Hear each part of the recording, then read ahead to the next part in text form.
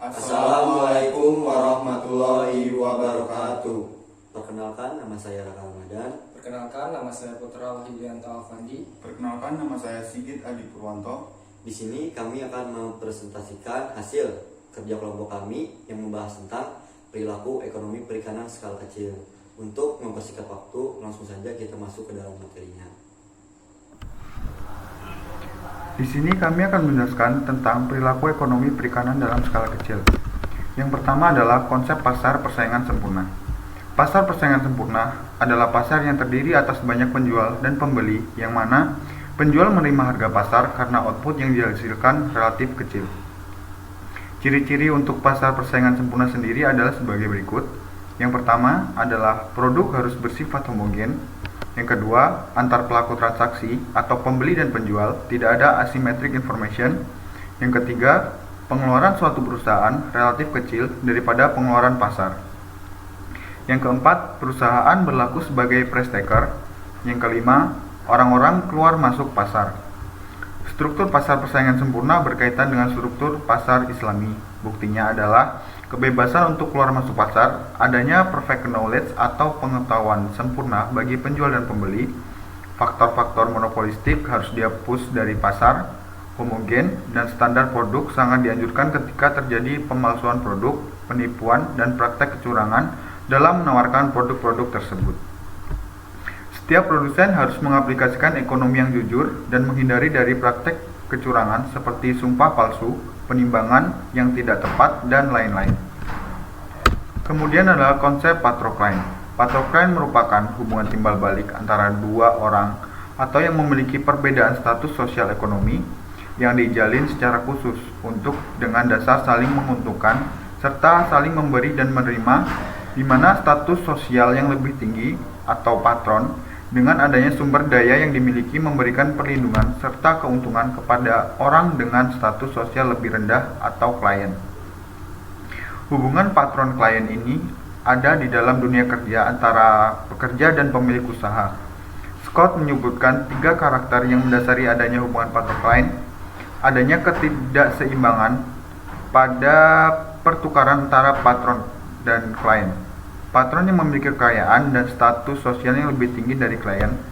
Posisi klien adalah seorang individu yang sudah memasuki sebuah hubungan pertukaran yang tidak setara di mana ia tidak dapat membalas sepenuhnya dengan materi. Klien memiliki kewajiban untuk membalas jasa patron, yaitu dengan memberikan tenaga dan pengabdian. Kemudian yang ketiga adalah konsep usaha perikanan subsisten. Usaha perikanan subsisten adalah kegiatan produk yang ditunjukkan untuk memenuhi kebutuhan pokok bagi keluarga dan umumnya tidak untuk dijual. Subsisten ditandai dengan ketiadaan akses terhadap pasar. Dari hasil pengertian di atas dapat diartikan bahwa usaha perikanan subsisten merupakan usaha yang bertujuan untuk memenuhi kebutuhan bahan pokok bagi keluarga yang mengalami kendala dalam hal suatu usaha perikanan. Usaha perikanan yang dapat digolongkan subsisten adalah budidaya, hasil produksi budidaya. Tetapi hal itu tidak untuk dijual, sehingga dikatakan ketiadaan akses terhadap suatu pasar yang mengakibatkan suatu nelayan perikanan tangkap maupun perikanan budidaya mengalami kesulitan dalam mengelola hal tersebut. Selanjutnya saya lanjutkan nomor 2, uraian ciri perikanan skala kecil, sertakan bukti-bukti empiris hasil-hasil penelitian terdahulu. Perikanan skala kecil, small scale fisheries, sangat penting di negara berkembang, di mana ketergantungan pada sumber daya alam sangat tinggi dapat memberikan kontribusi terhadap ketahanan pangan dan peningkatan pendapatan. Adapun ciri-ciri dari perikanan skala kecil diantaranya adalah: A. Kegiatan dilakukan dengan unit penangkapan skala kecil, kadang-kadang menggunakan perahu bermesin atau tidak sama sekali. B. Kapal dan alat tangkap biasanya dioperasikan sendiri. C. Hasil tangkapan tidak dijual kepada pasar besar yang terorganisasi dengan baik, tapi diedarkan di tempat-tempat pendaratan atau dijual di laut dan biasanya dikonsumsi sendiri dengan keluarganya. Perikanan skala kecil di Indonesia memiliki ciri-ciri lain seperti alat tangkap, target spesies, dan lokasi penangkapan ikan yang sangat beragam. Utamanya merupakan pekerjaan paruh waktu, orientasi pasar tertentu, melibatkan semua gender, dan melibatkan anggota rumah tangga, termasuk di dalam proses-proses pengambilan keputusan penangkapan ikan sehari-hari. 3.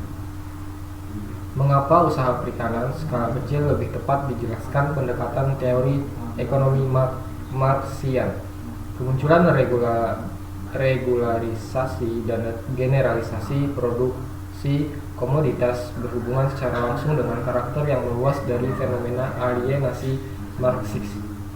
Sejarah perdagangan meliputi lebih dari era kapitalis. Hal tersebut juga termasuk produksi komoditas skala kecil. Juga terdapat sebuah masyarakat pasca kapitalis yang berdasarkan atas komoditas. Masyarakat transisional antara kapitalisme dan sosialisme.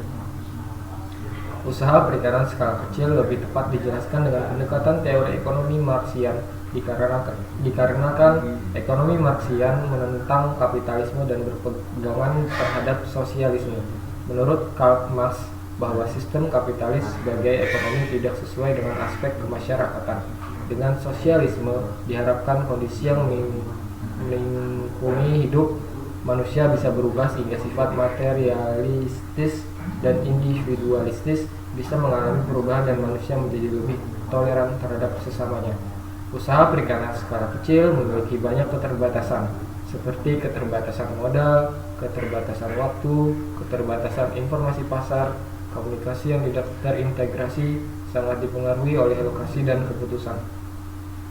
Dengan adanya keterbatasan tersebut, kemampuan manusia dalam memenuhi berbagai kebutuhannya tergantung pada terlibatnya mereka dalam hubungan sosial dengan orang lain untuk mengubah lingkungan material melalui kegiatan produktifnya.